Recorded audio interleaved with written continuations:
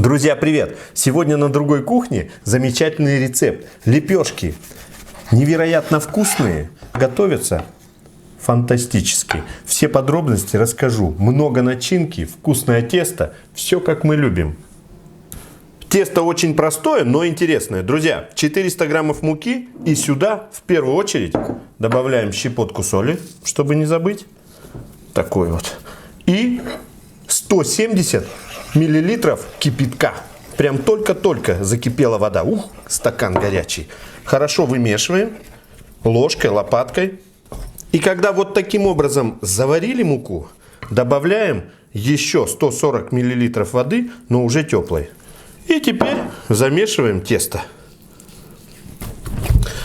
Если тесто вас не отпускает, вот так вот прилипает, это хорошо. Значит, все идет как надо. Вымешиваем несколько минут.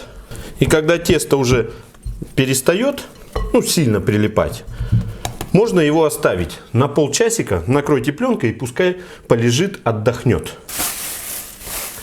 А вот сейчас, друзья, самое время добавить растительное масло. 30 миллилитров. Выливаем все и хорошо вмешиваем. Вымешиваем тесто, пока все масло не впитается.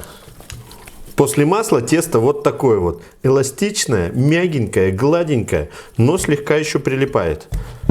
Обмяли, сформировали и накрываем, убираем на 2 часа. Друзья, тесто должно отлежаться хорошо.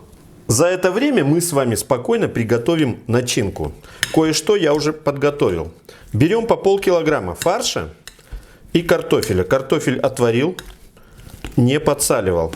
Сейчас мы его вот так вот разомнем, перетолкем и немного остудим.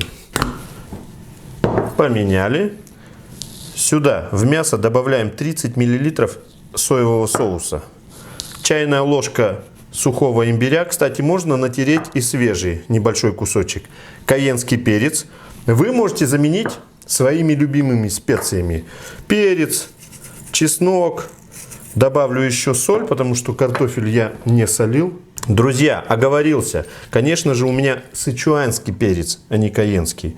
Сюда же добавлю немного воды и хорошо перемешиваем. Пока картофель будет остывать, мясо у нас подмаринуется. Небольшой пучок лука нарезаем мелко, добавляем к фаршу и сюда же слегка остывший картофель, друзья. Весь. Хорошо перемешиваем и теперь уже этой начинки даем постоять, дождаться теста. И сейчас начинается самое интересное. Друзья, тесто припыляем мукой и, используя кухонные весы, делим на 8 равных частей. Ну и как понимаете, точно так же на 8 частей нам с вами необходимо поделить и начинку. Примерно на 8 частей. Так, вот так. И уже припудрив руки мукой, будем формировать из фарша вот такой вот колобок. И дальше все просто. Берем лепешечку теста, большой кусочек фарша и вот так вот натягиваем, при этом большим пальцем помогаем и прячем тесто, вернее фарш, начинку в тесто. Смазывайте руки мукой и все у вас получится. Отправляем заготовки на доску и пока все сформируем, они немного отлежатся, отдохнут. Тесто очень податливое и с ним легко и просто работать. Припылили стол мукой еще раз и формируем вот такие вот лепешечки. Обжариваем лепешечки в небольшом количестве растительного масла с обеих сторон. Я 2 раза переворачиваю и достаточно. Друзья, за счет того, что лепешка герметичная, мы ее запаковали, начинка очень быстро готовится и даже надувается в процессе приготовления. Ух, красотища! Самое приятное в этих лепешках — начинки больше, чем в чебуреках. Вы посмотрите. И она невероятно вкусная, сочная. Вот эта вот азиатская нотка, она здесь обалденная. Конечно, добавив свои любимые специи, у вас лепешки получатся, ну посмотрите, обалдеть.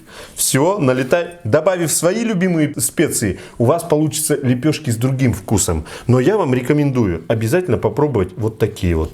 Вот так, завернул, откусил и наслаждайся.